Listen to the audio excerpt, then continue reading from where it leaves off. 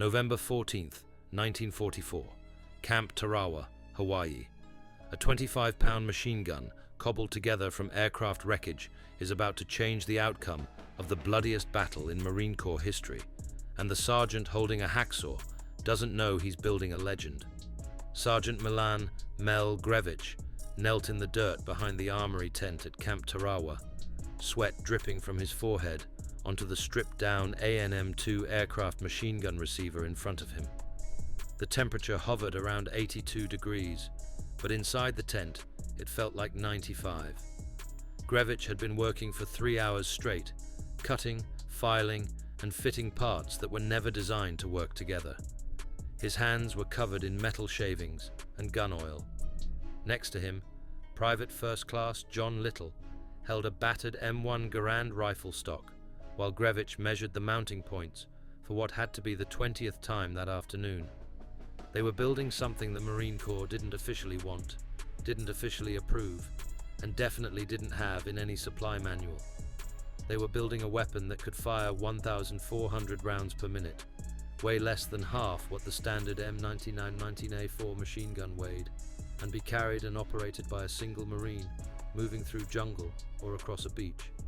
They were building the Stinger, and they had less than 3 months to build 6 of them before the 5th Marine Division sailed for an island neither man had heard of yet, an island called Iwo Jima. Grevich was 26 years old, 5'9", 165 pounds of muscle and stubbornness, built from growing up in Mountain Iron, Minnesota, where winters killed the weak and summers taught you to work with your hands. He joined the Marine Corps in 1941, made parachute qualified, shipped to the South Pacific, and learned very quickly that the Marine Corps issued excellent rifles, adequate pistols, and machine guns that were too damn heavy to carry anywhere useful. The M19-19A4 weighed 31 pounds without its tripod, required a crew of at least 2 men to operate effectively, and had a rate of fire that was adequate for defensive positions, but pathetic for assaulting entrenched Japanese positions in dense jungle. The Browning automatic rifle was lighter and mobile, but didn't have the sustained fire capability to suppress an enemy machine gun nest. There was a gap in the Marine Corps arsenal. Grevich intended to fill it. The idea had started on Bougainville a year earlier, November 1st, 1943, Empress Augusta Bay. The 3rd Marine Division had come ashore on the western coast of Bougainville Island as part of Operation Cherry Blossom, and Grevich's unit, the 3rd Parachute Battalion, had carried ANM-2 aircraft machine guns salvaged from wrecked Navy bombers and patrol planes. The ANM-2 was a modified version of the M1919, designed exclusively for aircraft use. It weighed 21 pounds instead of 31, had a thinner barrel that relied on slipstream cooling at altitude, and fired at rates exceeding 1,200 rounds per minute. On an aircraft, mounted in a turret or wing position, it was devastating. On the ground, mounted on its awkward spade grip aircraft cradle, it was nearly useless for anything except fixed defensive positions. But it didn't stay useless for long. Private Bill Colby from Gloversville, New York, had taken one of the ANM-2s, jury-rigged a bar bipod to the front of the barrel, and created something that could at least be fired from a prone position. When Colby's platoon walked into a Japanese ambush, he hit the ground, deployed his modified ANM-2, and his assistant gunner fed him a belt of .30-06 ammunition. The weapon screamed. That was the only word for it.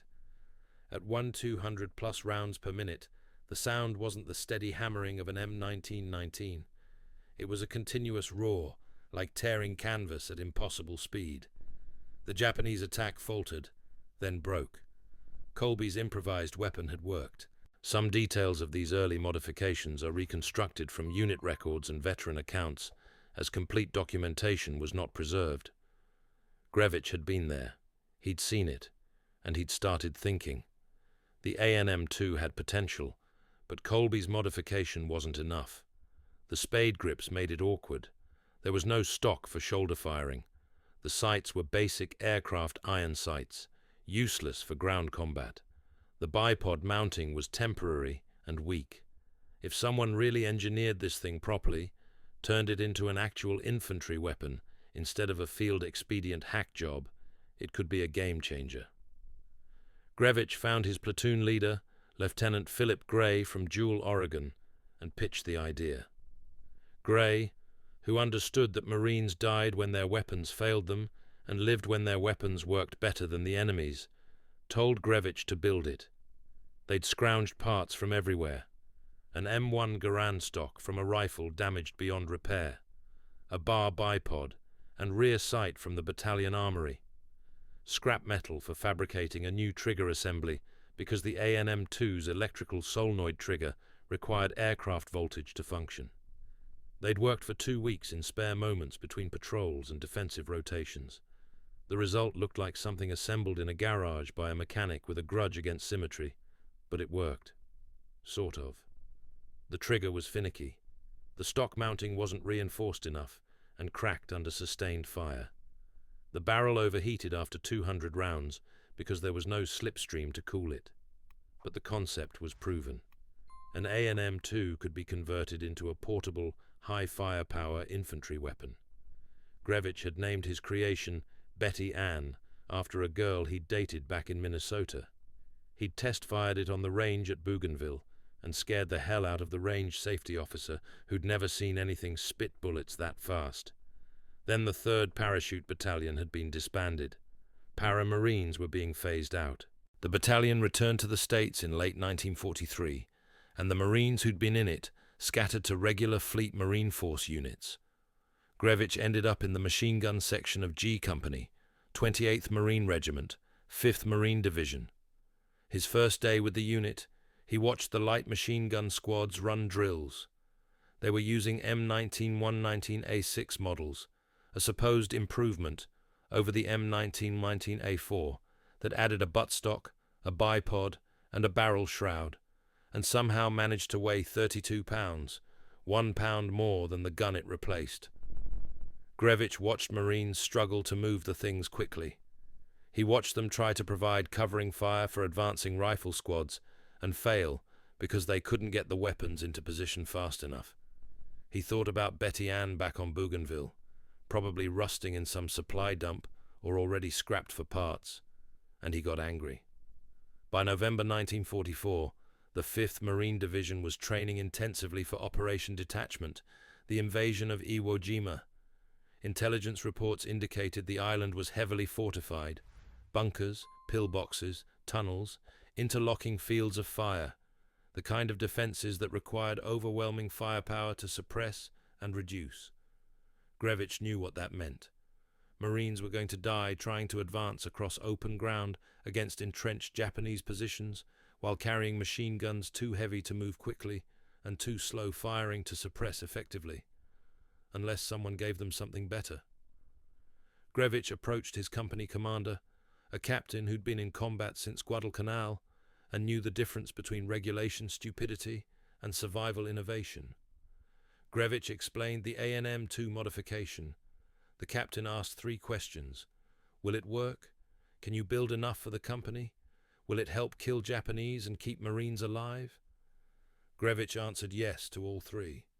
The captain said build them and took the request up the chain. The battalion commander approved it. Grevich was authorized to build 6 modified ANM-2s for use in the Iwo Jima assault. The hard part was getting the components. ANM-2 receivers weren't exactly lying around in Marine Corps supply depots. He and Little spent 3 weeks scrounging aircraft graveyards and Navy salvage yards. They found 2 ANM-2s at a Navy air station on Oahu, 3 more at a Marine Air Wing depot, where damaged F-4U Corsairs were being stripped for parts. The 6th came from God knows where. Little, when asked years later, said, "I don't recall how or where we got them." M1 Garand stocks came from the battalion armory. Bar bipods were standard issue. The hard part was fabricating the trigger assemblies. The ANM-2's original trigger was electrical, requiring aircraft voltage. Grevich needed a mechanical trigger. He'd never been a gunsmith, but he had a hacksaw, files, and scrap metal. He sketched designs, failed repeatedly. The trigger needed to reach from behind the receiver to the firing mechanism, stay strong under repeated use, and be field maintainable. On November 22nd, he fabricated a trigger bar from scrap steel, mounted it with a salvaged pivot pin, and connected it to the sear mechanism. At the range, he loaded a belt of 30-06 and squeezed the trigger. The gun fired, 1,400 rounds per minute. The trigger held. Grevich fired 200 rounds in bursts. The barrel glowed red hot. The trigger stayed functional. Little lowered his hands from his ears and said, "That's the loudest goddamn thing I've ever heard." Grevich said, "That's the point." They built the remaining 5 weapons over the next 6 weeks. Each one took approximately 40 hours of work.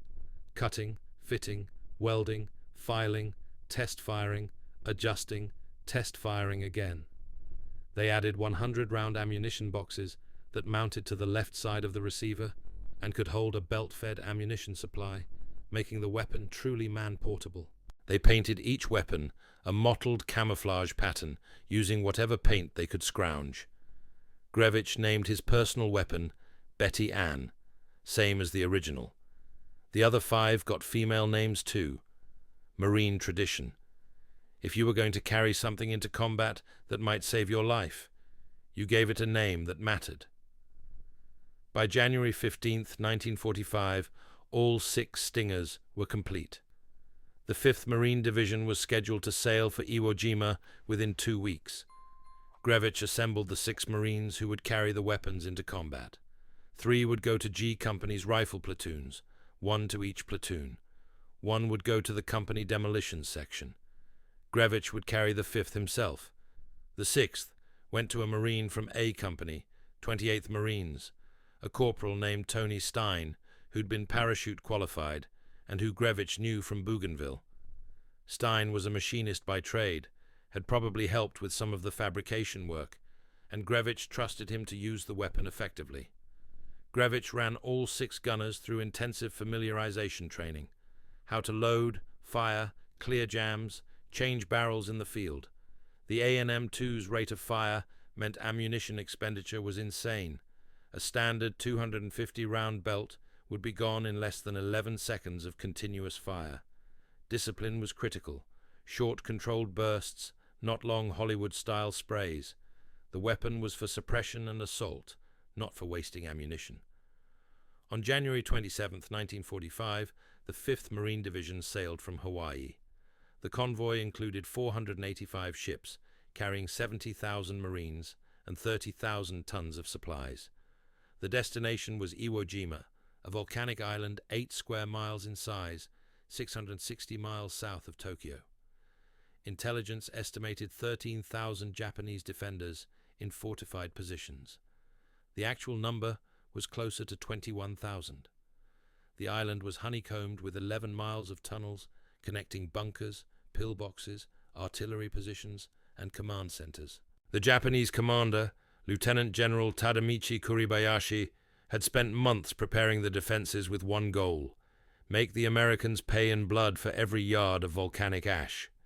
The Marines sailing toward Iwo Jima carried the standard arsenal: M1 Garands, M1 carbines, bars, M1 T-19A4 and A6 machine guns, bazookas, flamethrowers, demolition charges, everything the Corps could fit onto a ship. And buried in G Company's equipment, 6 Marines carried weapons that didn't appear in any official table of organization, didn't have serial numbers in any armory log, and had been built in a tent in Hawaii by a sergeant who'd decided the Marine Corps needed something better than what it had. The Stingers were going to war. February 19th, 1945, dawned grey and cold. The invasion fleet arrived off Iwo Jima at 0200 hours. At 0640 hours, the naval bombardment began. Battleships, cruisers, destroyers pounded the island with 14-inch and 16-inch shells. The island disappeared under smoke and explosions. At 0900 hours, the first wave of Marines hit the beach. Grevich was in the 5th wave, scheduled to land at H hour plus 25 minutes. He crouched in the landing craft, with Betty Ann cradled across his knees. The weapon weighed 25 pounds loaded, light enough to carry, heavy enough to feel substantial. Around him, 29 other Marines waited in silence, broken only by the roar of naval gunfire and the throb of the landing craft's engine. Someone was praying. Someone else was throwing up over the side. Most just stared at nothing and tried not to think about what was coming. Grevich checked Betty Ann one more time. Belt loaded, trigger free, bipod locked. He'd test-fired this exact weapon 2 weeks ago and put 500 rounds through it without a single malfunction. It would work. It had to work. Because in about 15 minutes, he was going to run across a beach toward an enemy who'd spent 6 months preparing to kill him, and the only thing that would keep him alive was laying down enough firepower to make the Japanese keep their heads down long enough for Grevich to close the distance. The landing craft's ramp dropped. Volcanic black sand and the smell of sulfur hit Grevich's senses. Explosions erupted along the beach. The Japanese hadn't been suppressed. They'd been waiting. Marines poured out of the landing craft into a storm of machine gun and mortar fire that turned the beach into a killing ground within seconds. Grevich ran forward, Betty Ann in his hands, and found himself in the middle of hell with 25 pounds of improvised firepower and no idea if what he'd built in a tent in Hawaii was about to save his life or fail catastrophically at the worst possible moment. 50 yards ahead, a Japanese Type 92 heavy machine gun opened fire from a concealed pillbox. Marines went down. The advance stalled. Grevich dropped prone, deployed Betty Ann's bipod, aimed at the pillbox aperture, and squeezed the trigger. The sound was like nothing Grevich had ever heard. Not in training, not on Bougainville. Betty Ann didn't hammer. She didn't chatter. She screamed. At 400 rounds per minute, the individual shots blurred into a continuous roar that physically vibrated the volcanic sand beneath Grevich's prone body. The weapon's muzzle flash lit up the pillbox aperture 50 yards ahead. Through the iron sights, Grevich watched his tracer rounds converge on the dark opening where the Type 92 machine gun was firing. 3 seconds, 4. The enemy weapon stopped. The 100-round belt ran dry. Grevich released the trigger, rolled left, and scrambled toward the next position of cover, a shell crater 20 yards closer to the pillbox. Marines around him surged forward. The advance had been stalled for nearly 10 minutes by that single pillbox. Now it was moving again. Grevich reached the crater, dropped into it, and yelled for ammunition. A corporal from the demolition section slid in next to him, carrying 3 more 100-round belts. Grevich fed a new belt into Betty Ann's receiver, locked it in, charged the weapon, and scanned for the next target. The Battle for Iwo Jima was 47 minutes old, and Sergeant Mel Grevich had just proven that his improvised machine gun could do exactly what he'd designed it to do: suppress enemy positions faster and more effectively than any weapon the Marine Corps officially issued. 70 yards to Grevich's right, Corporal Tony Stein was having similar success with equally dramatic methods. Stein had come ashore in the first wave, carrying his Stinger and nothing else. No helmet, no pack, no web gear, just the 25-pound machine gun, 2 belts of ammunition, and an absolute disregard for his own survival that would make him legendary in the next 6 hours. When his platoon hit the beach and Japanese fire erupted from concealed positions inland, Stein had simply stood up, walked forward toward the nearest pillbox, and opened fire from a standing position while bullets snapped past his head. The Stinger's rate of fire was so overwhelming that the Japanese inside the pillbox couldn't effectively return fire. Stein walked the weapon's tracers across the aperture, expending the entire belt in less than 10 seconds, then charged the position and threw a grenade through the opening. The pillbox went silent. He'd repeated this performance 7 more times during the first hour of the invasion. Each time, he'd located a Japanese defensive position, stood up in full view of the enemy, and walked fire across it until the defenders were suppressed or dead. Each time, his Stinger had run dry after 5 to 7 seconds of continuous fire. And each time, Stein had done something that nobody in his platoon could quite believe. He'd removed his shoes and helmet to reduce weight, run back to the beach through active fire zones, grabbed a wounded Marine, carried or assisted the man down to the aid station, picked up fresh ammunition belts, and run back to his platoon's position. 8 trips, 8 wounded Marines evacuated, 8 resupply runs through some of the most intense small arms fire on the island. His platoon commander watched him make the 3rd trip and said to his runner, "That crazy bastard is either going to get the Medal of Honor or get himself killed." The answer would be both. By mid-afternoon on February 19th, the 6 Stingers had collectively destroyed or suppressed at least 34 Japanese defensive positions. The weapon's impact was disproportionate to their numbers. A single Stinger, in the hands of an aggressive Marine, could deliver more suppressive fire in 10 seconds than an entire squad with M1 Garands could deliver in 2 minutes. Japanese defensive tactics relied on forcing American attackers to either advance slowly under fire or halt completely, while machine guns and mortars pinned them in place. The Stingers broke that equation. When a Marine with a Stinger identified a Japanese position, the position got suppressed or destroyed within seconds, and the advance continued. The cost was ammunition consumption. Each Stinger burned through belts at rates that required dedicated ammunition bearers just to keep the weapons fed. But the alternative was Marines dying while waiting for supporting fire, so the battalion considered it an acceptable trade. The fight for Mount Suribachi began on February 20th. The 28th Marine Regiment's objective was to isolate and capture the 556-foot volcanic cone that dominated the southern end of the island. Intelligence estimated approximately 1,000 Japanese defenders entrenched in caves, bunkers, and tunnels throughout the mountain. The actual number was closer to 1,300, and they'd spent months preparing defensive positions that turned every approach into a kill zone. Grevich's company advanced towards Suribachi's base on the morning of February 21st. The terrain was nightmarish, loose volcanic ash that swallowed boots with every step, minimal cover, interlocking fields of fire from Japanese positions that were nearly invisible until they opened up.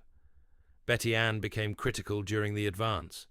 When the company encountered a bunker complex blocking their route, Grevich would position himself within effective range, usually 40 to 60 yards, deploy the Stinger's bipod, and lay down sustained bursts while demolition teams moved forward. The technique worked, but it had a cost. The AN-M2's barrel was designed for aircraft use, where slipstream cooling kept temperatures manageable. On the ground, sustained fire turned the barrel cherry red within 200 rounds. After 400 rounds, the barrel started to glow white-hot, and accuracy degraded as the metal warped slightly from the heat. Grevich adapted. He fired in shorter bursts. He carried a spare barrel and learned to change it in the field using a piece of canvas to protect his hands from the heat. He positioned himself near sources of water and would pour canteen water over the barrel between engagements to cool it faster. The weapon was temperamental, brutal on its operator, and consumed ammunition like a forest fire consumed oxygen. It was also devastatingly effective at keeping Marines alive while they assaulted positions that should have been death traps. On February 23rd, a 40-man patrol from E Company, 28th Marines, climbed Mount Suribachi and raised an American flag at the summit. The photograph of the second, larger flag being raised would become the most famous image of the Pacific War. Grevich wasn't in the photograph. He was 400 yards down the slope, providing security for the patrol's route, with Betty Ann aimed at cave openings that might still contain Japanese holdouts. When the flag went up, Grevich allowed himself exactly 5 seconds to look at it, then returned his attention to his sector. The battle wasn't over. Suribachi was secured, but the rest of the island remained in Japanese hands, and some of the worst fighting was still ahead. Tony Stein was wounded during the Suribachi assault. Shrapnel from a mortar round caught him in the shoulder and arm. Medical corpsmen evacuated him to a hospital ship offshore, where surgeons treated his wounds and told him he'd be sent back to Hawaii for recovery. Stein stayed on the hospital ship for 3 days, then learned that his company had taken heavy casualties during an assault on Hill 362A in the island's northern sector.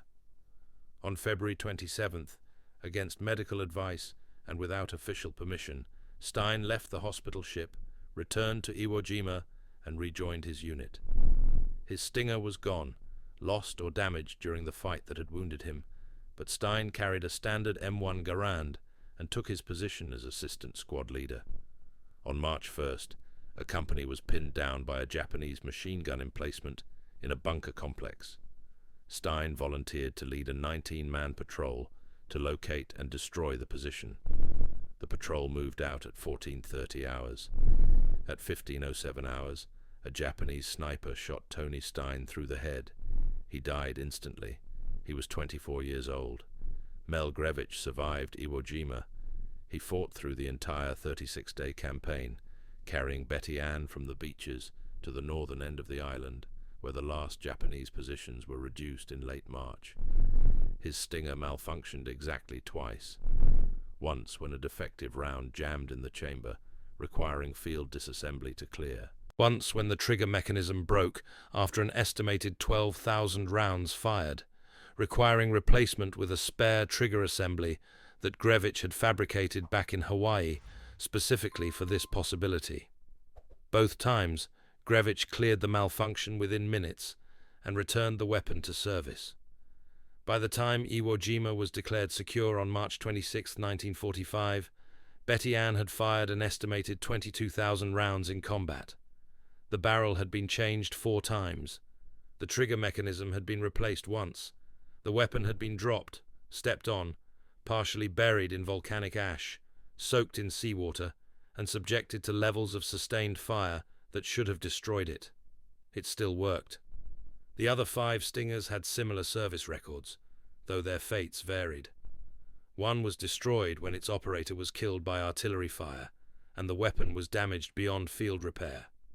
One was lost when its operator was evacuated wounded, and the weapon somehow disappeared in the chaos of battlefield recovery. 3 survived the battle intact, and were still functional when the campaign ended. The 6th was Tony Stein's, carried into combat on February 19th, and used to destroy at least 8 Japanese defensive positions before Stein was wounded on February 23rd. That weapon's fate after Stein's evacuation remains unclear.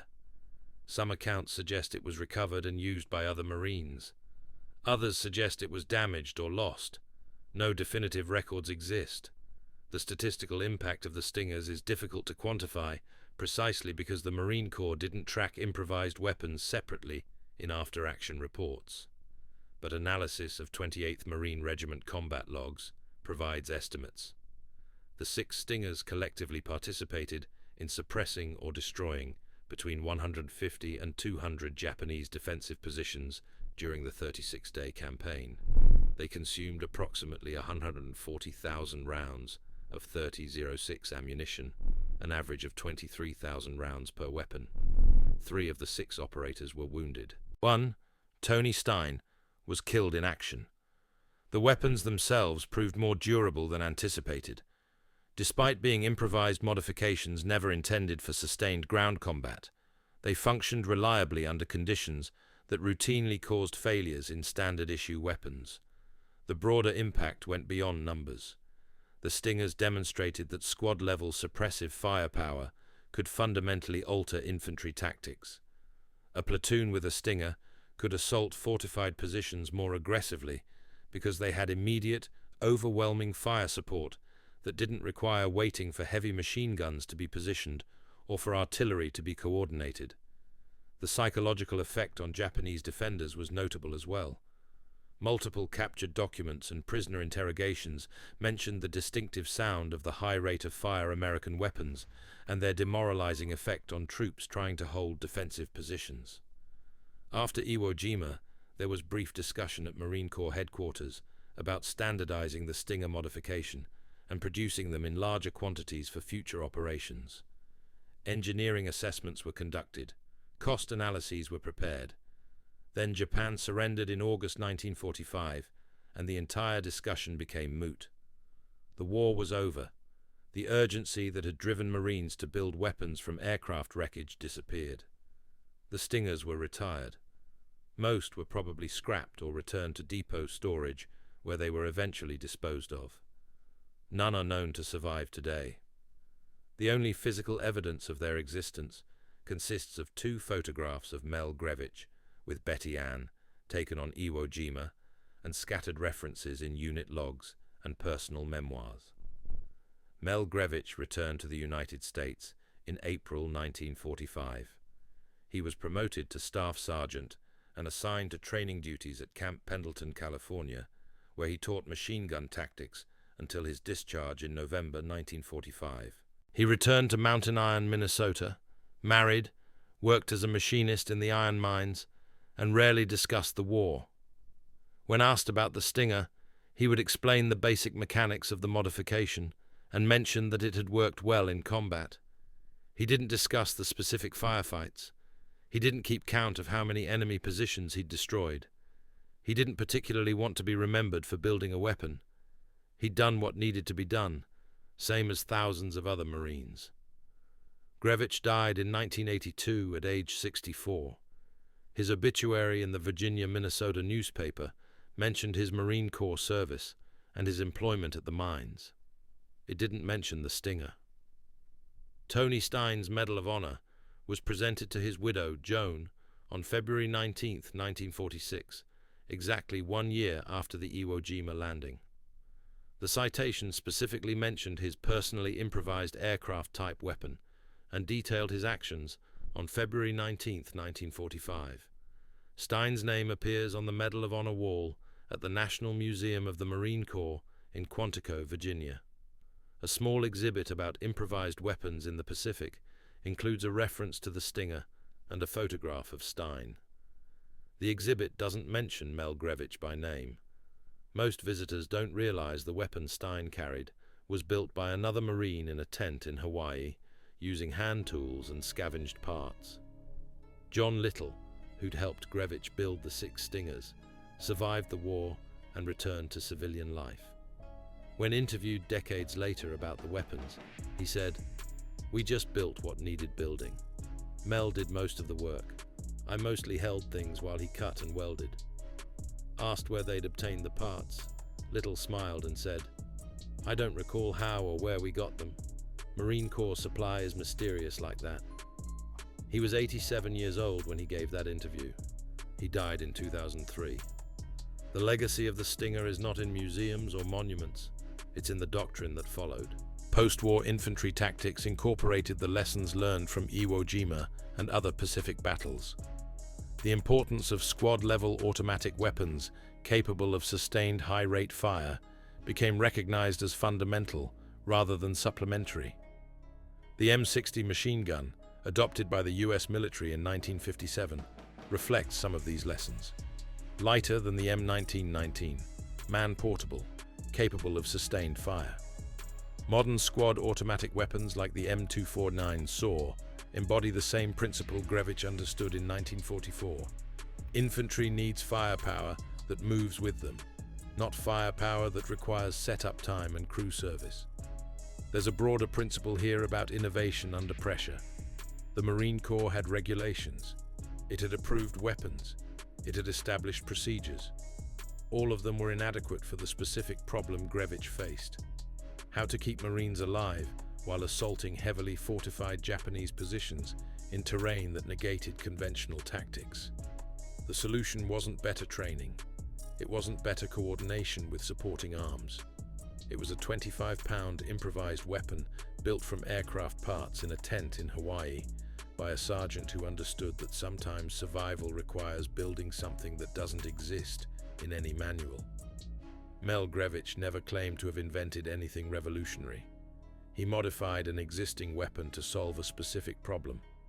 But that modification, repeated 6 times and carried into combat by 6 Marines, changed the outcome of fights that might otherwise have gone differently. How many Marines lived because a Japanese pillbox was suppressed 5 seconds faster? How many advances continued because firepower was immediately available instead of requiring coordination and delay? The numbers are unknowable, but they're not zero. The Battle of Iwo Jima cost 6,121 American lives.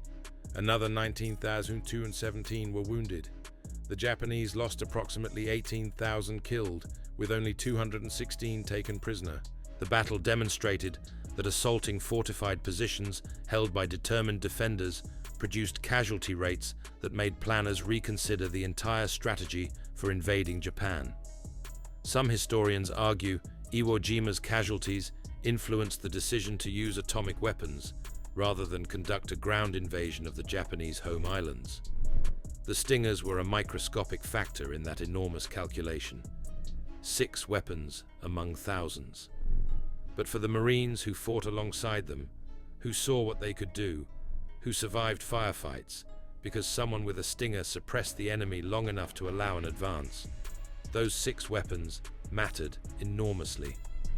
Mel Grevich never claimed to have invented anything revolutionary. He modified an existing weapon to solve a specific problem. But that modification, repeated 6 times and carried into combat by 6 Marines, changed the outcome of fights that might otherwise have gone differently. How many Marines lived because a Japanese pillbox was suppressed 5 seconds faster?